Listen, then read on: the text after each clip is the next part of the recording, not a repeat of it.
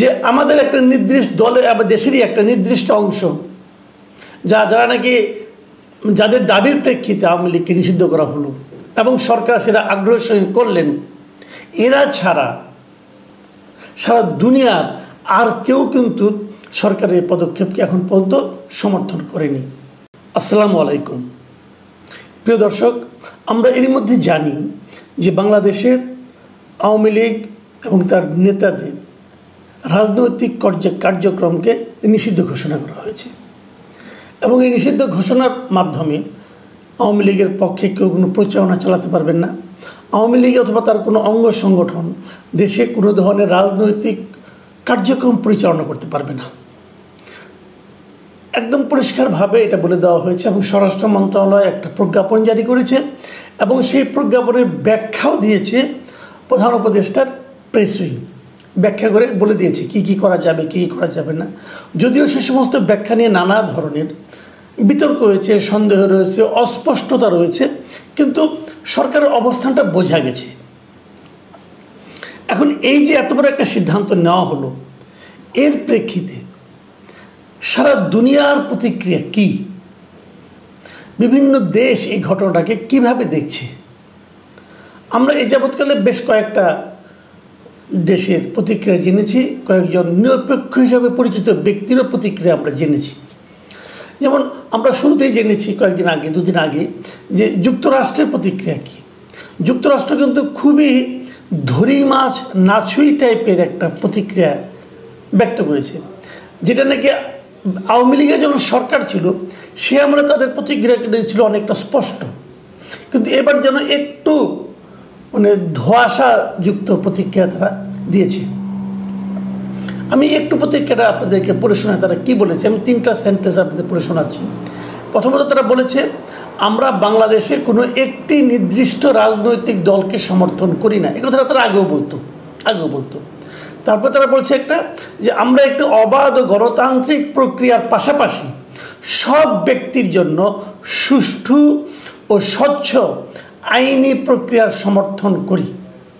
এটাও কিছু বোঝা যায় না, কিন্তু তৃতীয় যে বক্তব্যটা, বাক্যটা, সেটা আপনার মন দিয়ে শুনুন।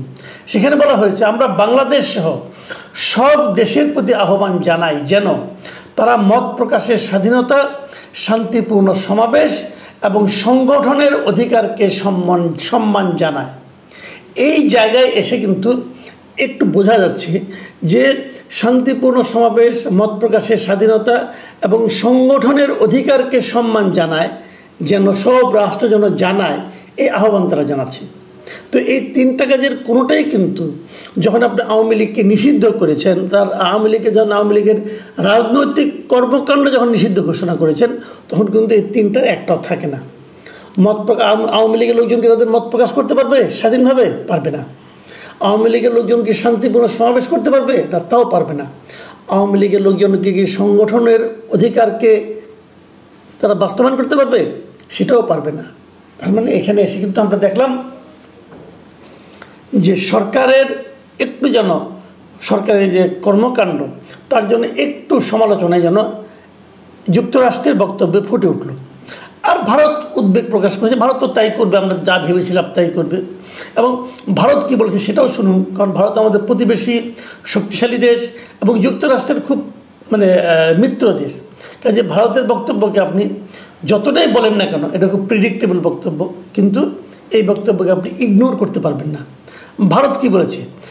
ভারত বলেছে যে কোনো উপযুক্ত পদ্ধতি অনুসরণ না করেই আওয়ামী লীগের উপর নিষেধাজ্ঞা আরোপ একটি উদ্বেগজনক ঘটনা। এবং সেখানে ভারতের যিনি পররাষ্ট্র মন্ত্রণালয়ের যিনি মুখপাত্র রণধীর জয়সওয়াল, তিনি আরও বলেছেন যে বাংলাদেশে গণতান্ত্রিক স্বাধীনতা যেভাবে খর্ব করা হচ্ছে এবং রাজনৈতিক পরিসর পলিটিক্যাল স্পেস সংকুচিত হয়ে আসছে, তাতে একটি গণতান্ত্রিক দেশ হিসাবে ভারত স্বভাবতই উদ্বেগ বোধ করছে। তার মানে ভারতও বিষয়টাকে খুব একটা বেশ ভালোই সমালোচনা করেছে আওয়ামী লীগকে নিষিদ্ধ করার ঘটনাটা। আমি যেটার উপরে বেশি গুরুত্ব দিব আজকে, সেটা হলো আমাদের আরেকটা প্রতিবেশী দেশ, কাছের দেশ, আমাদের জন্য এই মুহূর্তে একটা গুরুত্বপূর্ণ দেশ, আমাদের অনেক দেশে অনেক নাগরিকই ওই দেশটা দিকে তাকিয়ে থাকে, সেটা হলো পাকিস্তান। পাকিস্তানের ডন পত্রিকা, ডন হলো পাকিস্তানের সবচেয়ে, আমি মনে করি যে প্রভাবশালী ইংরেজি দৈনিক। সে ডন পত্রিকার তাদের সম্পাদকীয়তে বাংলাদেশ সম্পর্কে কি বলেছে এই নিষেধাজ্ঞার ব্যাপারটা নিয়ে, এবং তারা সেই সম্পাদকীয় শিরোনাম করেছে ক্রস রোডে বাংলাদেশ। মানে বাংলাদেশ এখন একটা ক্রস রোডে আছে, মানে ডানে বামে সামনে পেছনে সব দিকেই যেতে পারে। এবং সেখানে তারা খুবই গুরুত্বের সঙ্গে যে কথাগুলি বলেছে, আমি আপনাদের এগুলো পড়ে শোনানোর লোভ সামলাতে পারছি না, আমি আপনাকে মোটামুটি একটা সরল বাংলা বলছি আর কি। ডনের সম্পাদকীয়তে বলা হয়েছে, সাম্প্রতিক ঘটনাবলী প্রতিশ্রুত নির্বাচনের বিশ্বাসযোগ্যতার উপর ছায়া ফেলেছে। আওয়ামী লীগের নিবন্ধন স্থগিত ও নির্বাচনে দলটির অংশগ্রহণ স্থগিত করার সিদ্ধান্ত উদ্বেগজনক। তারা আরেক জায়গায় লিখেছেন যে সাবেক প্রধানমন্ত্রী শেখ হাসিনা ও তার দলের বিরুদ্ধে অভিযোগ কতটা গুরুতর সেটা কোনো ব্যাপার নয়, কিন্তু বিশ্বাসযোগ্য নির্বাচন অংশগ্রহণমূলক হওয়ার দাবি রাখে। তার মানে হাসিনার ব্যাপারে কতটুকু অভিযোগ আছে সেটা কতটা গুরুতর এটা ইম্পর্টেন্ট না, ইম্পর্টেন্ট হলো আপনি যদি একটা বিশ্বাসযোগ্য নির্বাচন করতে চান তাহলে সেই নির্বাচনটা অংশগ্রহণমূলক, মানে যেটাকে আমরা বলি পার্টিসিপেটরি, অংশগ্রহণমূলক নির্বাচন, এটা জরুরি। কিন্তু যদি আপনি আওয়ামী লীগকে বাদ দেন তাহলে অংশগ্রহণমূলক হবে কীভাবে?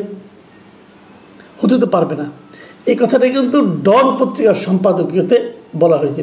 ডনের সম্পাদকীয়তে আরও বলা হয়েছে যে আওয়ামী লীগ সম্পর্কে বলা হয়েছে যে এই দলটা রাজনৈতিক দৃশ্যপট থেকে আওয়ামী লীগকে মুছে ফেলা যাবে না, এর বিশাল সমর্থন সহ রাজনৈতিক বাস্তবতা রয়েছে।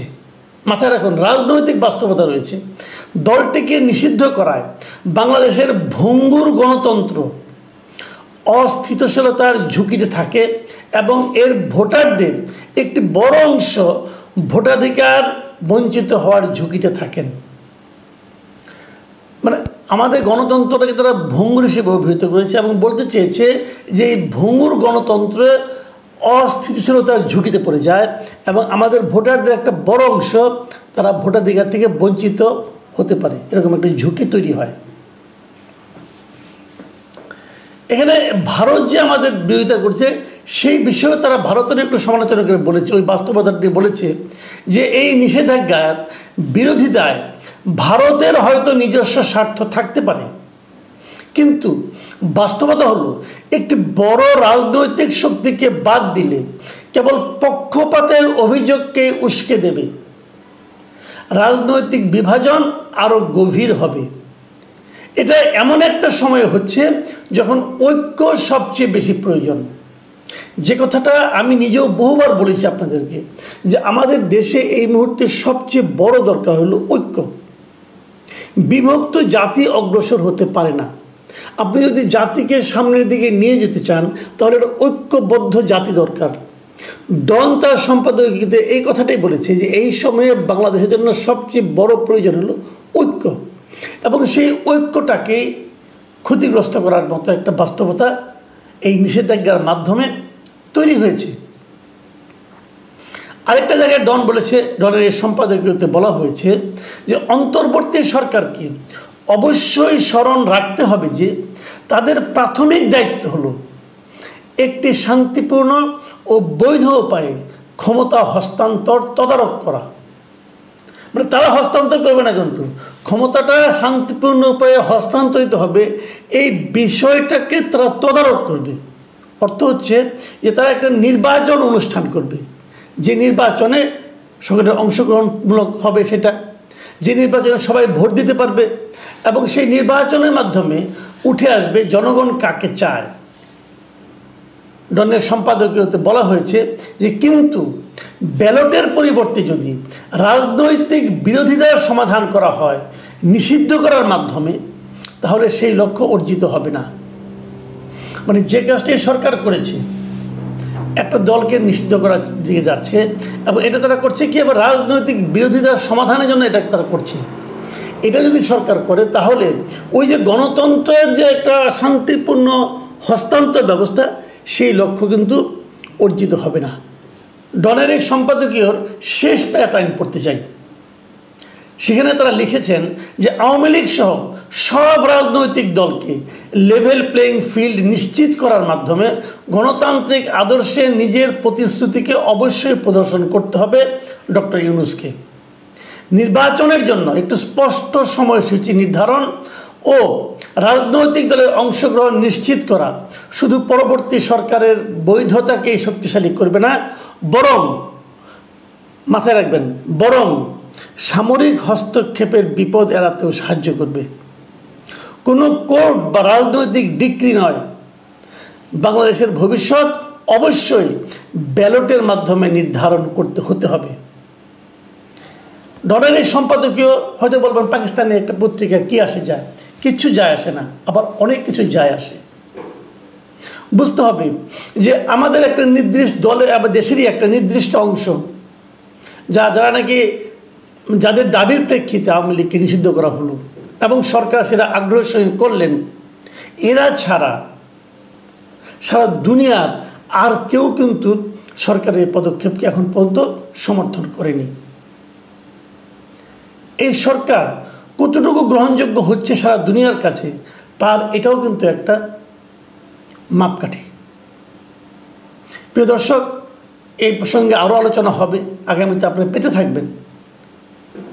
আপাতত এখন এ পর্যন্তই। আল্লাহ হাফেজ।